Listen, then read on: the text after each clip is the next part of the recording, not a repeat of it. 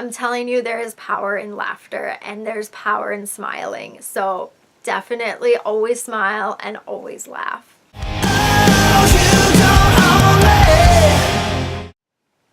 Hi, thank you so much for clicking on the video. I really appreciate it and I hope everyone is doing really well. For practically my whole life, I've always known I wanted to help people.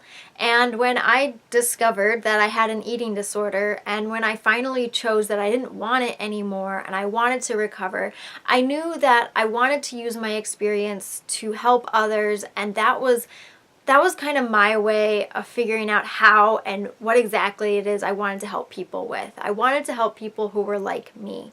So my purpose of these videos is not just to poke holes in the fad diet industry and the diet industry in general, but to use this as a platform to reach people who struggle just as I do with eating, relationship with food, and how to better ourselves and how to become healthy and become the best versions of ourselves and really healthy individuals. Through my own recovery journey and my eating disorder experience, I've found that an eating disorder, like any mental illness, is basically, it takes on a personality of its own. It becomes almost like another individual living inside of yourself.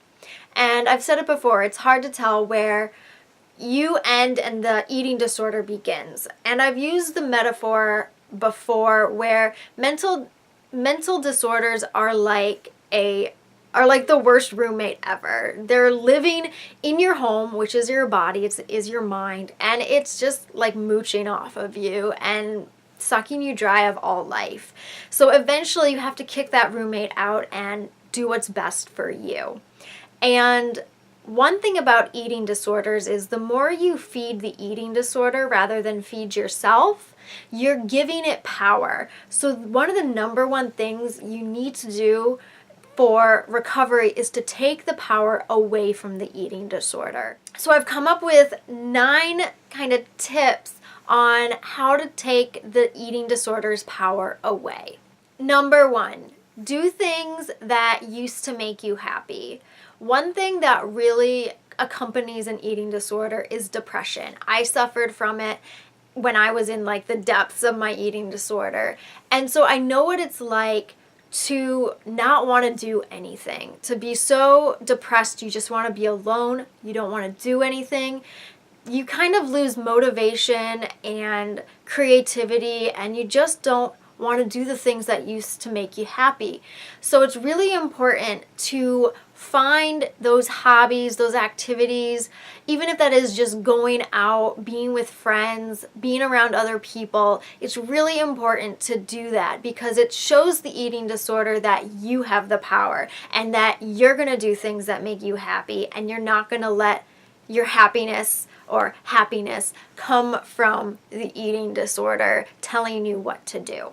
Number 2, make yourself accountable. This one's very difficult, but if you confide in someone that you really trust and you use that person as a way to hold yourself accountable, then it's easier to progress in recovery. It's very difficult to hold yourself accountable when you're not really sure if you're talking to yourself or to an eating disorder.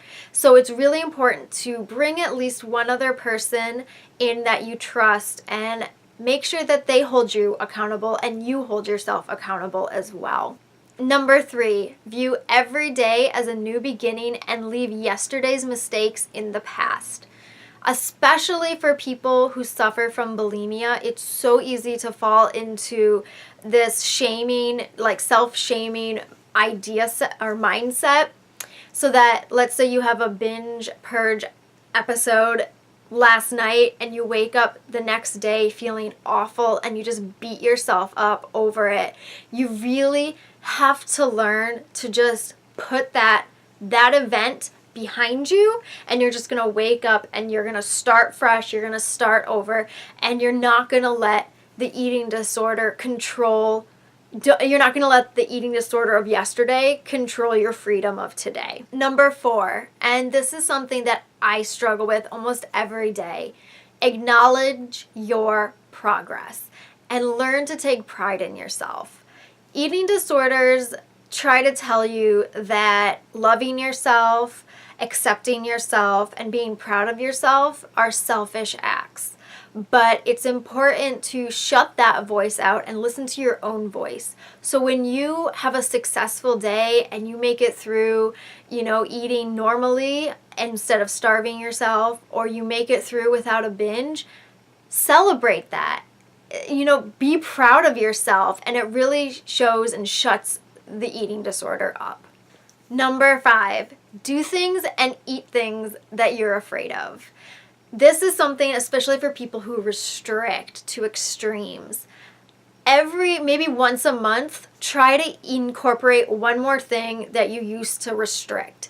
Let's say one thing for me was cinnamon rolls. I was terrified of cinnamon rolls. They were sugary and fatty, but they're delicious. So eventually I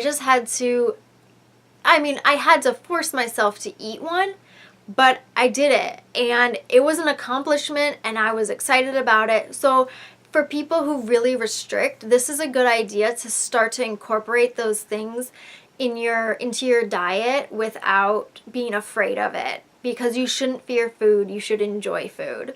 Number 6, and this one's kind of a given, always fight back. If you make a mistake, you fight back. If the eating disorder slaps you in the face, you slap it back. You always put the eating disorder down, and you just pick yourself up, and you will slowly leave the eating disorder behind. Number 7, and this is probably my favorite tip and probably something that people don't say often, and it is to laugh at the eating disorder. I'm telling you to mock it. I make so many jokes now in my daily life about my eating disorder. I taunt it. I am so sarcastic towards it that it is ashamed because I'm so mean to it. And I know this sounds crazy, like referring to it as like almost like another person, but it's it's a way to view it. And I laugh at it.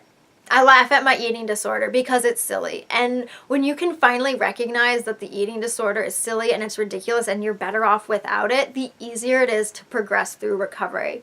So definitely, when you get the chance and when you feel strong enough and brave enough to mock it, I'm telling you, laugh at the eating disorder. Make jokes. Like, people might be a little shocked at first when you make jokes about your eating disorder, but I'm telling you, if you can laugh at yourself and if you can laugh at the eating disorder, it makes it a whole lot easier. Number 8, recognize the eating disorder's voice and then do the opposite of whatever it says. An example of this is when I'm at the gym and I'm working out and maybe I'm biking and something in my head tells me to bike 10 more minutes. I'm planning on stopping, but my brain tells me bike 10 more minutes. I have to ask myself, who is saying bike 10 more minutes? Is it my eating disorder saying I need to earn my food, or I need to burn off such and such thing that I ate? If so, I stop. Now, let's say I'm biking and I feel strong and I feel like I could go 10 more minutes, and I can tell that the reason behind it is I'm enjoying the exercise and I just want to, push myself a little harder, and I want to progress within my exercise and my overall performance, in exercise, then of course I could do those 10 more minutes. But if what is being said in my head is to the extent of food control, exercise control, over exercising to lose weight, burn fat, if it's anything like that, I stop and I'm like, I'm done. I've done enough. I don't need to do those 10 more minutes because I don't need to earn my food. I don't need to worry about burning off the calories from, let's say, a cinnamon roll that I had.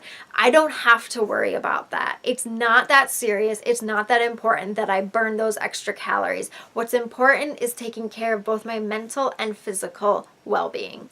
And number 9, and that is get cocky. Fake it till you make it if you have to.